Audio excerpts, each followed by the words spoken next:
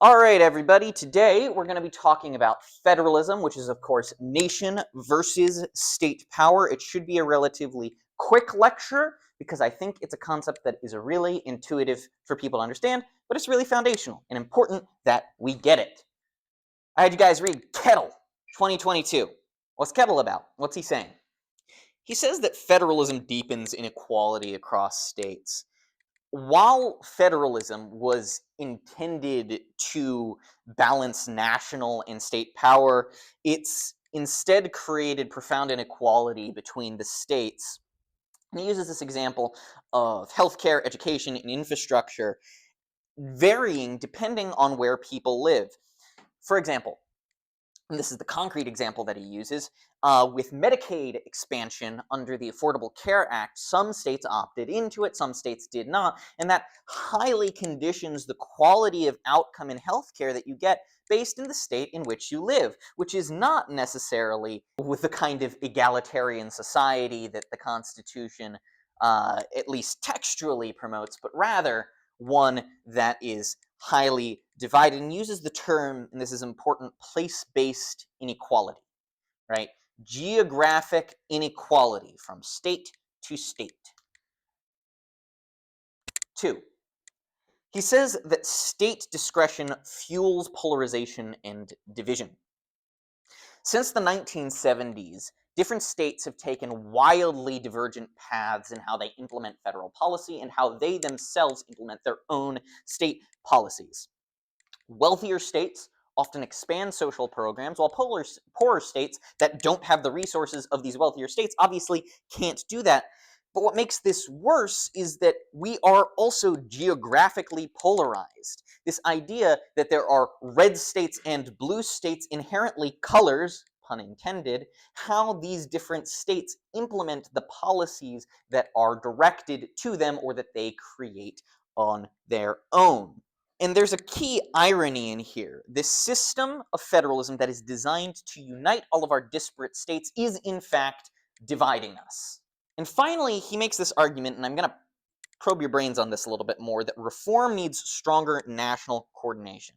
He says that Madison, while well-intentioned, didn't have it right, and rather we need a more Hamiltonian model of federalism, strengthening national coordination while still leveraging state capacity to get across the policies that we want to get across.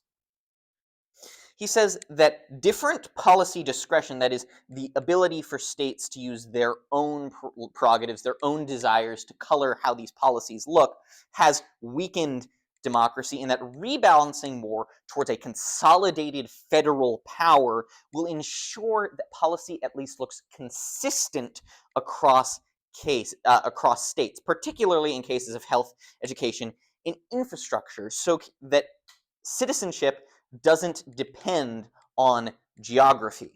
Constitution Corner! Article 5, Section 1. Does anyone want to tell me what Article 5, Section 1 is? Great. That's exactly what it is. States must honor other states' laws and records, and this is known as the Full Faith and Credit Clause. It ensures national unity by preventing states from acting like independent countries. What is Article 4, Section 2? Yeah, more or less. Citizens enjoy equal rights across all states, and that's known as the Privileges and Immunities Clause. It prevents specifically discrimination of citizens from one state from another.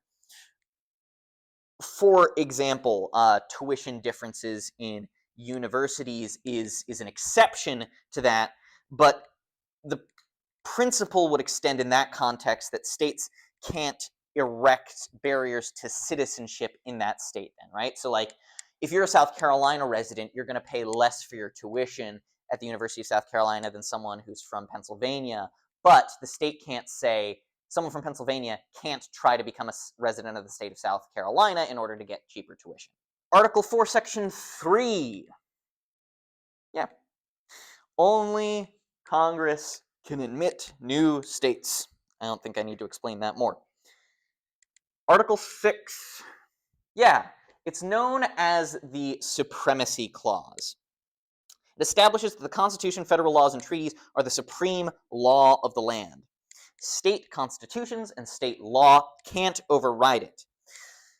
Historically, this is meant to ensure consistency across the nation and provides the backbone of judicial decisions striking down conflicting state laws. However, as Kettl talks about in his 2022 piece, there is some variation among the states. Amendment 10. What's the deal with the 10th Amendment? Powers not given to the United States are reserved to the state. This is the cornerstone of federalism. It used to be like... Yeah, it's electoral college reform. So how it used to be was that the person who got the most votes in the electoral college for president became the president.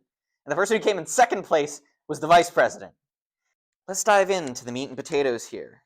Defining federalism, you're also going to notice I had a lot of fun with the images in this lecture, mainly because finding images related to federalism means it's a lot of maps, or it's stuff like this meant for like 4th graders. So, federalism is the division of government authority between national and state power. We know this already. Unlike a unitary system where power flows downward from one center of government, or a confederation where you have states dominate but the center of government is weak, U.S. federalism establishes a shared sovereignty of governance. The Constitution the Constitution specifies expressed powers, which we know are those written for Congress and are spelled out for the president and for the judiciary, taxation, war powers. We've covered these over and over again. But also implied powers via the necessary and proper clause. They will do what is necessary and proper to execute the laws of the United States, and through reserved powers. It preserves these reserved powers, and that's what the keystone of federalism is, via the 10th Amendment, reserving those powers to the state. It creates overlapping layers of authority that are inherently contested, and what I want you to note is that federalism is not a static idea. The theory itself evolves over time as our country ages, but also how federalism is implemented into the law is context dependent. One law that might bring up conversations about federalism and the rights of states versus the federal government might be taken very differently than another that you might think is somewhat similar based on the context of the law. So let's talk about some of these state powers. States retain broad authority reserved under the 10th Amendment they reserve broad authority under the 10th Amendment over what we call police powers. That's covering regulating public health, safety, and morals. That seems really broad and also kind of domineering, but this is basically allowing states to issue licenses, run schools, and enforce specific criminal code. That's how you can like own an ape as a pet in the state of Nevada, but not necessarily in the state of Utah. That might not be true, but I'm pretty sure in Nevada you can get like a monkey as a pet when you're 18 if you want. States also wield the power of eminent domain, which is the power to take private property for public use with compensation. Basically, the federal government comes to you and says, your house is worth $60,000. Here's $60,000, get out. These powers all make the states more than just an administrative arm of the federal government, which in a lot of other systems that have various underlying other government entities below them, but rather governments within their own rights that have their own areas of law. With these powers also come obligations. The full faith and credit clause requires each state to respect the laws, public acts, and judicial rulings of other states. Basically, this means if you commit a crime in one state, it's going to be treated as a crime in another state. Also, if you get married in one state, you can't go to another state and then say, we don't recognize your marriage. Back before gay marriage was legalized under Obergefell v. Hodges in 2015, this was a large debate because if someone, for instance, went to the state of Hawaii and they were in a homosexual relationship and got married, they could then travel back to the state of, say, South Carolina, where it was not legal to get married, and still have to have the government recognize their marriage legally, because of the full faith and credit clause. The Privileges and Immunities Clause, also called the Comity Clause with a T, ensures states can't discriminate against citizens from another case. For example, South Carolina can't bar North Carolinians from working or buying property in the state simply because they're from the inferior Carolina. No one's going to push back on that? Okay. My partner's from North Carolina. She'd hate me for that. When states want to cooperate formally, like managing shared rivers, for instance, on a border, think the Mississippi River, they have to have congressional approval for that through interstate compacts. So, states are allowed to engage with each other, but not in the same way that you might think different countries do through treaties and the like. They still have to go through the federal government to make those interstate compacts. Federalism also has a little brother, the local government. So, local governments, counties, cities, and towns, they're not mentioned in the Constitution at all. They're creatures of the state. The state is the one who creates local governments. Some states grant broad home rule powers, which let cities manage their own affairs with limited state interference. However, other states strictly limit local autonomy. For example, New York City has large home rule authorities, but North Carolina often overrides local decisions for their government. In South Carolina, you have this weird mix where while we don't give a lot of power to individual municipalities, South Carolina is really weird in that it likes a really, really strong county government for whatever reason. There are different kinds of federalism, like I hinted at. We're going to start with dual federalism. From the founding of the country until about the 1930s, the US practiced this thing called dual federalism, often called layer cake federalism. The states and the federal government operated largely independent from each other.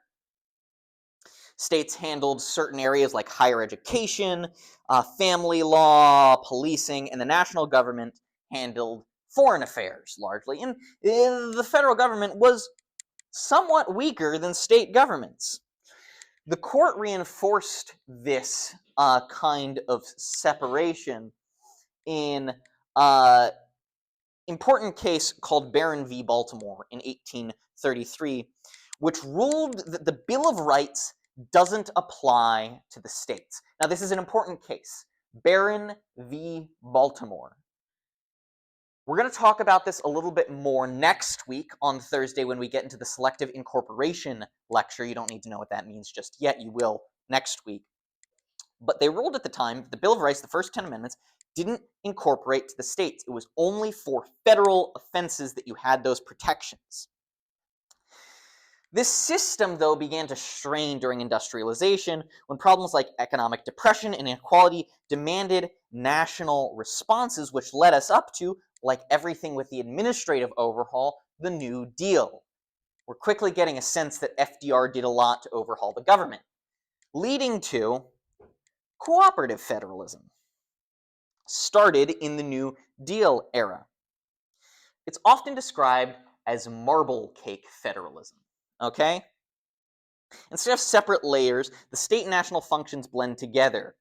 Through grants and aid, the federal government provided funds to states for programs like Social Security, highways and infrastructure, and even unemployment insurance.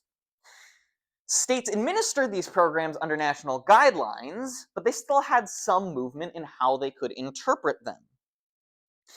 It also helped the states insofar as it gave states resources that they couldn't raise themselves. There are still poor states and rich states, and there is some economic redistribution that needs to happen in order for Mississippi to deliver good service delivery to their citizens relative to a very wealthy state like one in New England or even California. So, this is a good way to remember this, right? Here we see marble cake federalism, all of the delicious layers of vanilla and chocolate blend together. So the vanilla, say that's the state government, and the chocolate is the federal government. They all mix together. But then you have layer cake federalism. You would have like local government, state government, and the federal government, and they're all separated by these tasty layers of icing.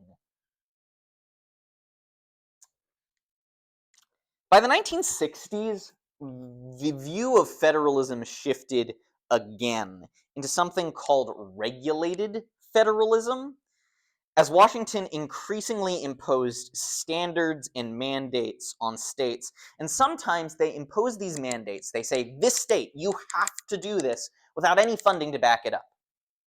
That's called an unfunded mandate. And obviously that starts some controversy, because if the federal government is going to dictate to you that you have to follow some law that you didn't directly support, they could at least give you funding to execute that law, because running a government is expensive. The federal government said, yeah, no, there's just not enough of the pie to go around, or you know what, no, you're still gonna fix this yourself. A good example of this is the Clean Air Act, or disability access requirements that came around at this time. So all these companies were polluting, and it takes some money to change how they do things to stop polluting. The Clean Air Act passes and says, well, we're not going to give you money to fix this, but you still got to fix it anyway.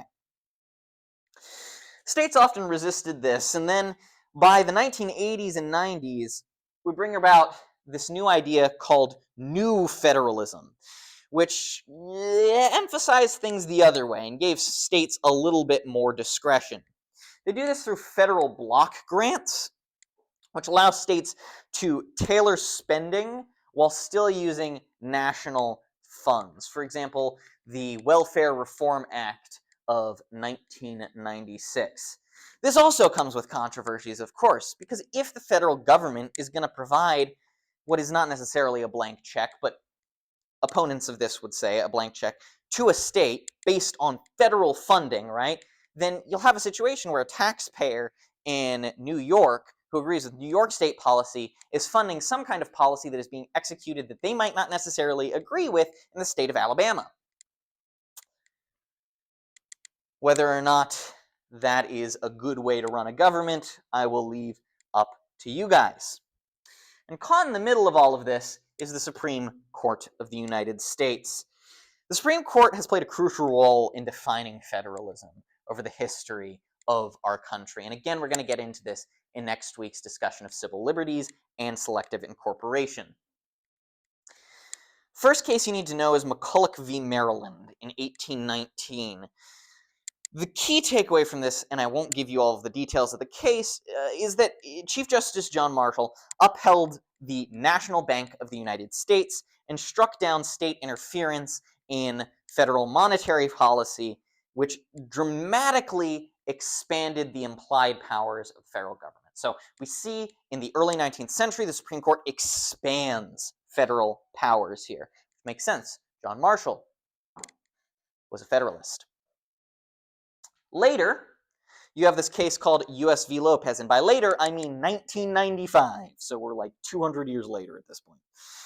The court limits Congress's use of the Commerce Clause by striking down federal gun-free school zone laws, which reasserts state authority. There was this whole thing with the Commerce Clause regulating interstate commerce and school zones with guns and the trading of weapons and stuff, where the federal government tried to regulate all of this stuff and states stepped in. Anyway, 1995, the court comes back and says, no, we're going to actually kind of strip back a lot of those protections under the Marshall Court. Essentially, over the history, we've seen that the Supreme Court acts as this referee between the states and the federal government. Remember last class when we talked about the cases in which they have original jurisdiction and appellate jurisdiction. One of the situations in which they have original jurisdiction is when you have debates between governments, between states, or between the state and the federal government. So the Supreme Court is doing what they have to do here under the Constitution, being the referee between these two bodies. They're the only body that can actually do this. Again, I had trouble finding images. One virtue of federalism is policy diversity. States can experiment in policies and serve as, the classical phrase is, laboratories of democracy. Hence our friend here, Bill Nye, is in a lab coat. I'm really trying here, guys. So, it fosters policy diversity, but, as our friend Kettl says, it also creates geographic inequality. Kettl isn't the only one who notices this. There's another scholar, Michener, in 2018, who finds that Medicaid's federated structure creates geographic disparities in healthcare and political participation, especially in marginalized groups. That doesn't just include racial minorities, but also poor people in poor states. They're getting less good policy because of this federal structure that we have.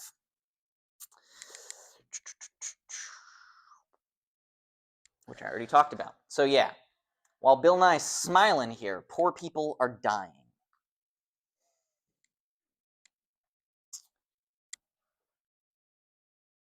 So there are scholars who argue that federalism today is less about policy innovation, policy diffusion, and more about partisan warfare. States emulate policies from co-partisan states. So a state like South Carolina that is very red is more likely to emulate a policy from a state like Tennessee or a state like Alabama. Alabama, that is very red versus a state like Michigan or Massachusetts that are very blue, even if the policies in those states might be better for their people. This creates a risk of democratic backsliding. I am not making a partisan statement here. This is what the data bears out in political science.